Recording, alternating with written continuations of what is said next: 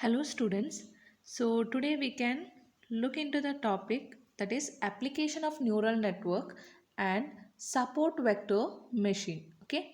So here application of a neural network. In previous class we had seen how the neural network works and what are the methods can be used and the supervised learning and unsupervised learning coming under the neural network. And here the applications of neural network are like investment analysis. So we can analyze the investment data set to predict the movement of stocks currencies from the previous data.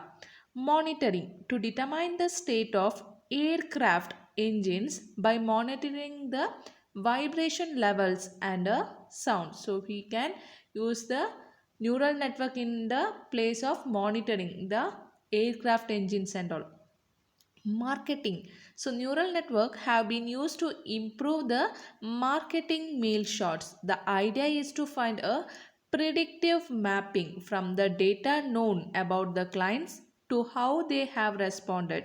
This mapping is then used to direct the further mail shots. So a neural network can be used in the marketing, where you all know once the marketing details, the stock, how the customer behavior can be stored in the marketing process, and where we collect those data to analyze, and we can see what the customer requires, what's the customer need increased in a particular items and all. So it's about a marketing. So these are the application of a neural network where we can have the data set and work on to predict those data.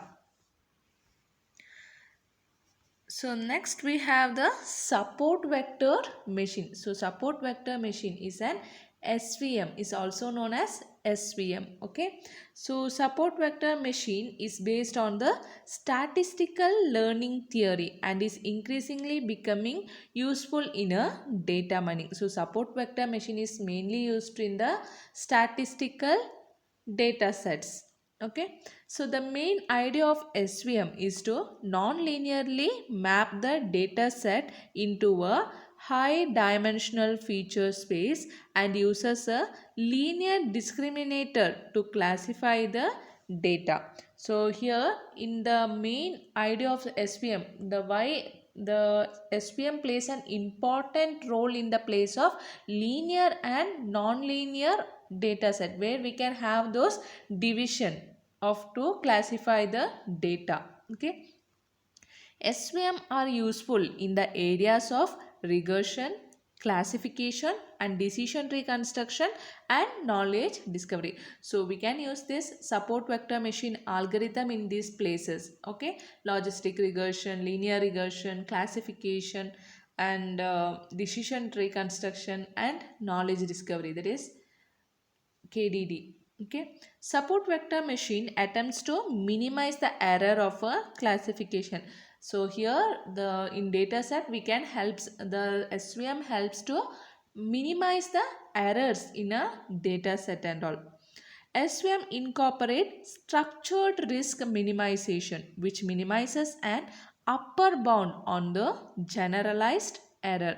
So here support vector machine is a structured risk minimization. It minimizes the risk of the particular structure of a data set. Okay. SVM are learning machine that can perform the binary classification and a regression estimation task. It includes the duality theory of mathematical programming for efficient computational methods. So support vector machine always have the mathematical programming section. Okay. So it uses the duality theory of an mathematical programming. In a supervised classification, we have the training dataset and test dataset that are specified by the user. SVM create a classifier with minimized expected probability of an error. So here as this sentence says, that is support vector machine is a supervised learning which includes the training dataset and testing dataset which are specified by the user. By considering those dataset only, the user will perform or predict the output.